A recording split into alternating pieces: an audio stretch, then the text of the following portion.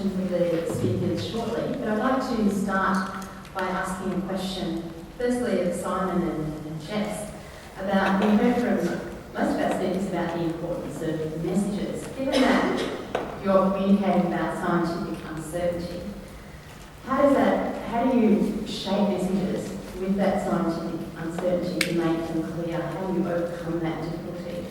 Simon, Jess?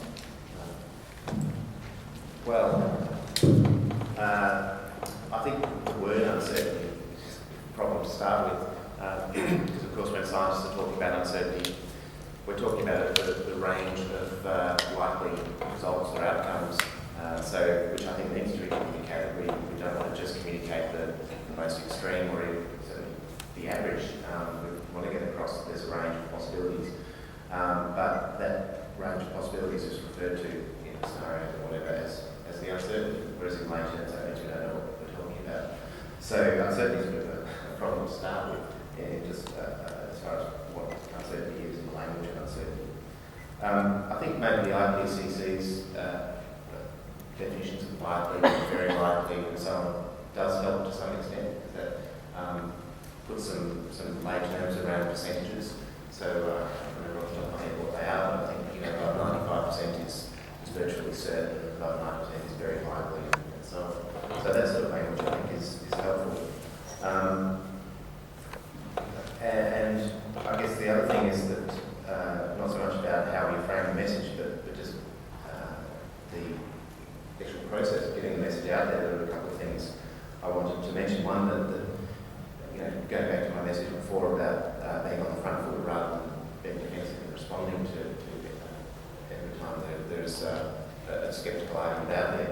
There is a time that draws scientists away from their work, and then the skeptics are having an effect, and there's less science being done. So that's a very sort of adding more of a point to my comment before about being on the front foot. But the other thing also is to make sure that if we are correcting things in the media or elsewhere, that we're not just correcting the negative or the lower misinterpretation, but also there are exaggerations on the positive side. I think science communicators have a role in making sure that the correct information is out there to show what exactly we're saying if it has been exaggerated. Jess, have you got anything to add? Yeah, I suppose I have a little different view. I'm quite happy with the word uncertainty because I actually think it's really honest. A lot of times in digesting science and getting it out to the various groups, it's an exercise in logic to explain uncertainty. You have a starting point, there's a range of what if then else scenarios, and you end to the conclusion. And if you get your logic right, the uncertainty actually makes sense.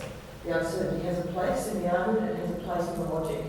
And I think when we start trying not to have uncertainty, we run into trouble. There is uncertainty, let's be honest about it. So I always come back to starting point, moving through, finishing point. And a lot of the material that I write and put together, I always try to make space for taking people through those steps in logic, whether I have no background whatsoever that they're bringing to the document that they're reading or even the website. So I use techniques like breakout boxes, figures and captions to actually walk people through an ABC.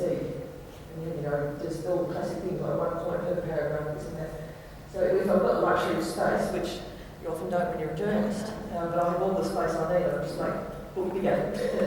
You take people through logic. So to wrap up, I'm quite happy with the word uncertainty. I think it's terribly honest. Yeah. So can I understand one other thing that's moving beyond the question of uncertainty? I think what science also really need to do is be really clear about what we do know. When we know the climate is changing, and we've got a lot of confidence in certainly what's going to happen over the next, the near future. And so perhaps the message isn't out there enough about what we really do know. So moving on from what we don't know, which we also need to get across, I guess, I think we'd be more confident, or speak with more confidence about what we do know. The next question I'd like to